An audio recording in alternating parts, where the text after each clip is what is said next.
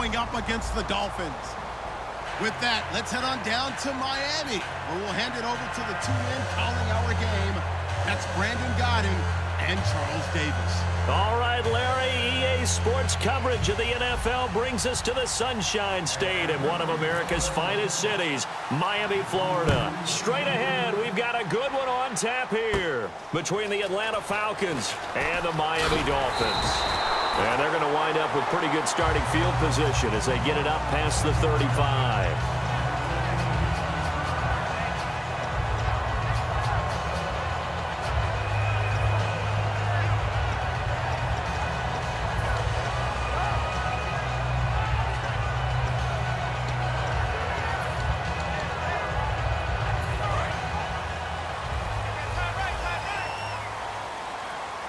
They'll come up now in the Wildcat package. They direct snap it to Drake. And the gadget package there won't do much for him. He'll get back to the line of scrimmage, and that's it. That's going to go as a loss of a yard, and it'll be second down. And the offense there, the O-line, everybody really on offense, they were just manhandled at the point of attack. Yeah, you could pretty much call them all out, couldn't you? Almost by name, right? That was a very tough sequence for the offensive line. But how about that defensive front creating a new line of scrimmage and creating a lost yardage possibility? And he'll be taken down, but not before he gets into enemy territory. He got 18 yards out of that one, and it gets him a new set of downs. Love the run right there, and when you analyzed him coming out of college, when you tried to put a grade on him, you saw the flashes while he was in school, but you didn't see the full production. You didn't see the finished product. He's a little bit raw, but you can see why people liked him. Those types of runs make you think there's plenty more there, and we'll see if that continues for him. That's going to go as a loss of 2, and it'll be second down.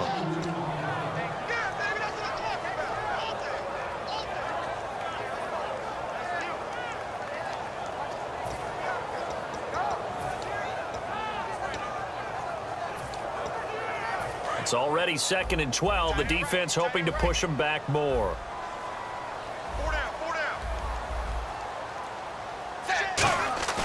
Play action. It's Tannehill. And incomplete. He tried to leave it underneath. Nearly got picked. They may be lucky to have that one back. 3rd down. The Miami Dolphins starting lineup now, and Kenyon Drake, a guy to watch. He has the ability to affect the game in so many different ways. In the return game, bringing it back himself. Also can be a gunner on the punt coverage team and did that very well at Alabama. But has the ability to run the ball out of the backfield as well as catch it. Kenyon Drake, you can use him so many different ways. 3 yards won't be enough here as that'll bring up 4th down.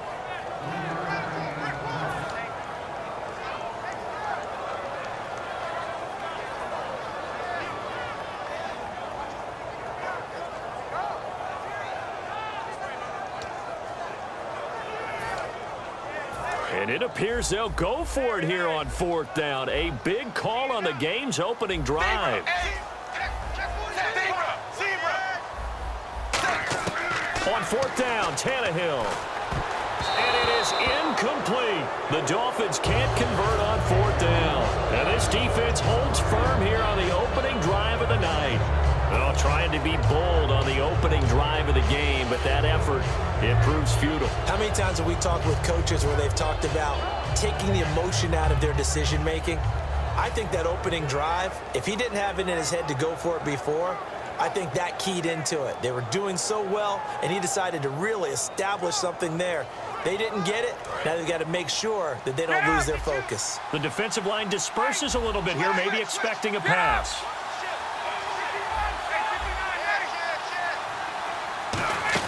They'll try a little trickery here on the end around. And he'll lose yardage here, back at the 41. That's going to go as a loss of 4, and it'll be 2nd down. When I see Cameron Wake make plays like that, I can't help but shake my head sometimes. He had to go to Canada first before he came back to the NFL, where he's now an All-Pro. Yeah, undrafted out of Penn State, but look at him now. And just think about all the pass-rushing moves he has, his ability to play against the run. Remember, he was a combo outside linebacker, defensive end. Now, he's just simply one of the best in the NFL. On 2nd down, here's Ryan. And the hit jarred it loose. It's incomplete. The Pro Bowl wideout Julio Jones is intended receiver. And it's third down. A glance at the starting unit. Julio Jones, a threat on the outside, of course. Combines great athleticism, incredible speed, and a whole lot of toughness to be one of the better receivers in the NFL. And the Dolphins beef up the secondary here as they look to stop him on third down.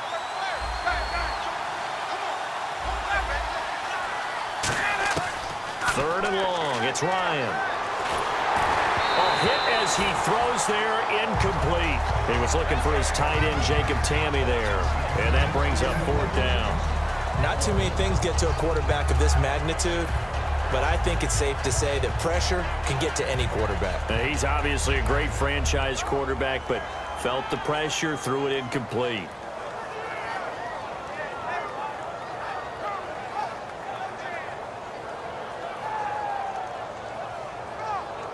On fourth down, here's Matt Bosher on to punt. Jakeem Grant back deep for Miami.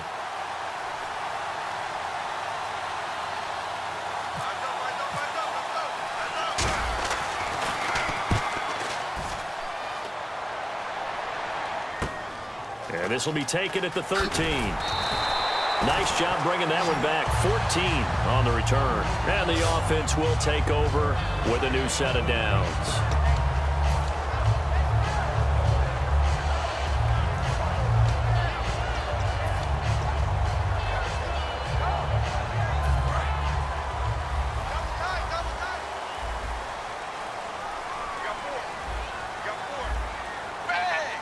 They'll bring a tight end in motion left.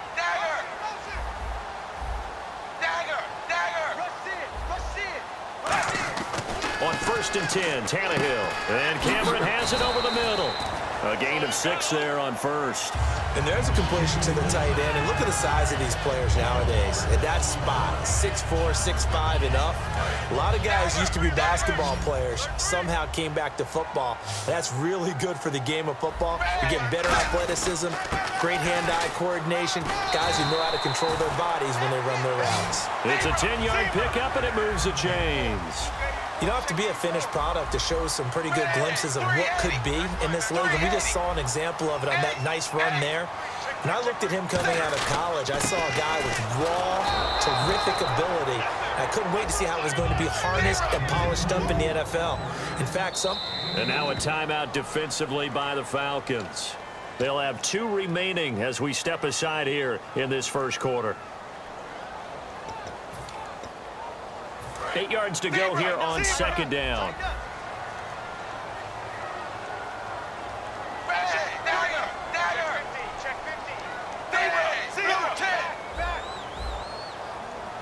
The wide receiver moving to a new spot. On second down, here's Tannehill. To the right side, and he's got Landry complete. And Landry just snuck into the top 10 this year in receiving yardage, 1,136, finishing the year with 94 catches. And what makes him super dangerous is his ability to convert from being a wide receiver to a running back after making the catch. Because I've talked with a number of defensive backs in the NFL, and all of them, independent of each other, say the exact same thing. Tackling him in the open field is difficult, and he leaves an impact when you do actually bring him down.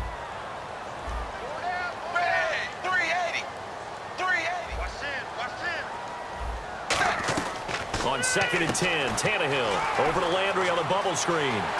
20! A gain of 32 that time. And depending on the type of screen called, especially when you're throwing it with one of your wideouts, it's different blocking. Sometimes you get great blocking from the other wide receivers helping you. And how about sometimes getting it from the offensive linemen who sell it like a regular screen pass and then get out in front of the receiver and help him get downfield.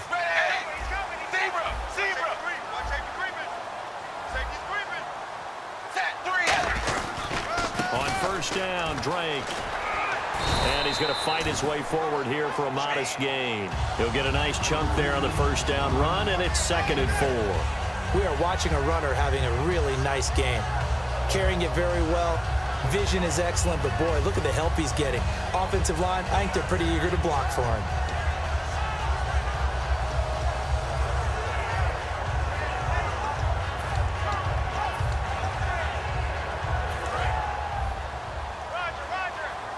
Looks like the defense in press coverage here.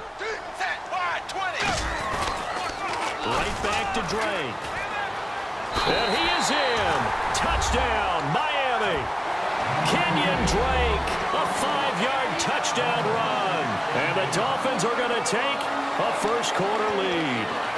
And, Charles, when you catch that toss going right or left, really, but right in this instance, do you go straight for the pylon? Is that where you're going? Well, typically you want to try and maneuver people a little bit so you have some space to get to the pylon. So I want to make sure I try and move him a little bit to the inside, and in this case to the left, so I can get to the right side and get to that pylon and wink at it as I go by. Tannehill now to throw, and he will get in to make it 8-0. He hits the big target for the two-point try. Defenses hate those guys, especially around the goal line. It's hard to decide who you're going to put on him. Are you going to put a smaller corner on him? Or are you going to put a safety who doesn't have maybe the same coverage skills? How about a linebacker? He may have the size, but he's not used to really covering in space. That's why the tight end gives you such a great advantage when you're throwing the football.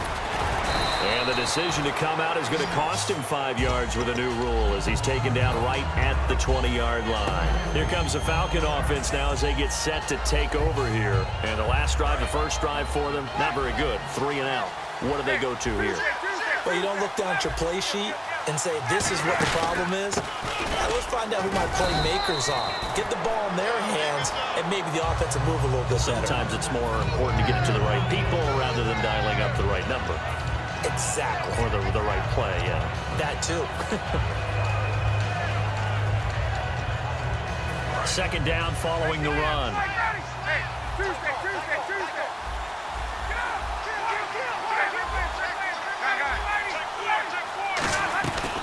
They'll run for the first time with Devontae Freeman. And when you watch Devontae Freeman run the football, you can almost close your eyes and hear him running the football, can't you? Because people just scatter. I mean, you know, when he goes through a pile, it moves in a positive direction for him. I just love how hard he plays the game. 1,000-yard season. He had 11 touchdowns last year. In March, 25 years old. So he's kind of hitting that sweet spot for a running back, isn't he? He really is, and I still remember the evaluation of him coming out of college. He does everything well, but you weren't sure he had a dominant trait. Well, wrong about that. He's dominant just about everything he does, and I think that he's going to continue to elevate his game and seek a third Pro Bowl in 2017. And Brandon, I think Mohamed Sanu had a nice career while he was in Cincinnati, but he really elevated in 2016 in Atlanta. The most catches for himself in a single season. 59 of them, 4 touchdowns. Really a nice compliment to Julio Jones, and he was a nice compliment in Cincinnati. I don't want to say he's not a number 1 receiver, but he plays that number 2 slot well, doesn't he? He does, and I think it's because of his versatility. He can play in the slot. He can play out wide. They can use him as a wildcat quarterback. He has thrown passes in the NFL. In fact, going back to his days at Rutgers, I think he threw 18 passes while he was at Rutgers. So you never know what you're going to get when Mohamed Sanu has his hands on the football.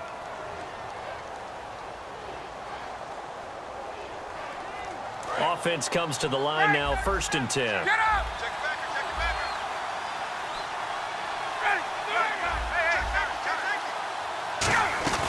Freeman again, a first down carry. And 3 yards there, takes him to the 45. A couple of Dolphins in on the stop. We always like to talk about defense in terms of levels. First level defensive line, second level linebackers, third level defensive backs. On that run, that was what we call a first level run, and it was stopped by a second level player. Now Ryan on 2nd down. Going up top, and he's unable to grab it. Thought he might have had position, couldn't hold on, 3rd down. And when all else fails as a defender, when you're not there in the coverage, your best friend is exactly what we saw there. A big play shot taken by the offense. Unfortunately, it ended in a big drop. And the offense needs 7 out of this play on 3rd down.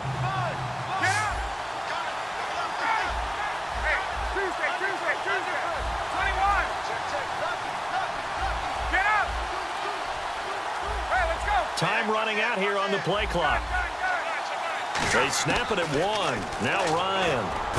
And that's caught by Tammy. And he will have first down yardage as he's brought down at the 41. An ex-teammate used to tell me all the time, I hate experienced quarterbacks because no matter what, You really can't hide what you're doing. And I think that right there, he knew right away where the blitz was coming from, where his primary guy was going to be, and he ended up going to a secondary target for a nice game. I was just going to ask you, that wasn't the primary target. He's so good at that, isn't he? I think he knew right away that he wasn't going to get to his primary guy. I think he read that as soon as he got to the line of scrimmage, knew where the pressure was going to come from, and said, I know how to beat that, and that's what he did. One receiver left, two to the right. On second down, Ryan. He completes it to Julio Jones. Over 1,400 yards last year for Jones, just 6 touchdowns, but, of course he had the big 300-yard game. However, when he was blanketed with coverage, he always opens things up for other guys, doesn't he? He does, and that's what's benefited Atlanta's offense. Other guys were able to step up. In 2016, Mohamed Sanu stepped up and had his best year as a pro. Austin Hooper, as a young tight end, really developed down the stretch. And Taylor Gabriel, who had come over as a free agent from Cleveland, he really flourished, actually led the team in touchdown catches. But there's only one Julio Jones, and you want to get the ball to him as much as possible.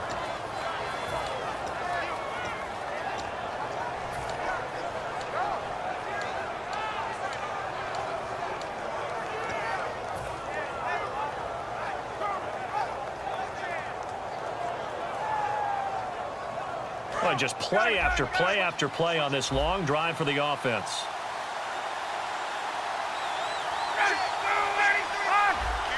And the defense definitely showing blitz here.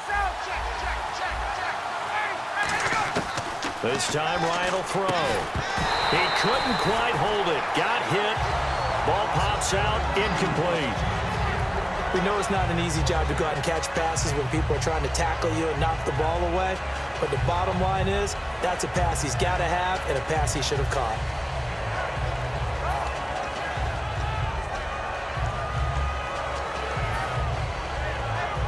And now for the offense, this is play number 11 here on this drive.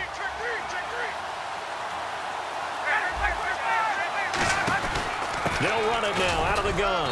And he'll take this down just shy of the 25-yard line. And for Coleman, if you combine the rushing and receiving yards, close to 1,000 last year. He had 8 touchdowns as well. And was just really a great 1-2 combo with Devontae Freeman. An outstanding one. And just think, if he's on just about any other NFL team, he's probably the lead running back. And Devontae Freeman gets the bulk of the carries. But Coleman, when he does get his hands on the football, he really produces in a big way, speaking of the numbers you just gave.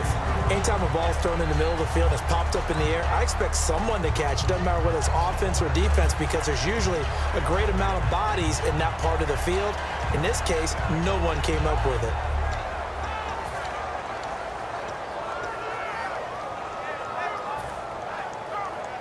So it looks like the offense isn't going anywhere. They're going to go for it on 4th and 7.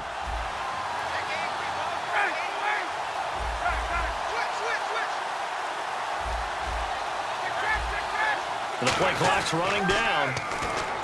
To throw is Ryan. It's caught. Jones. Give him 9 on the play. And on 4th down, they're able to convert and move the sticks. Well, the field goal attempt was well in hand. They had that, but they decided to go for it anyway.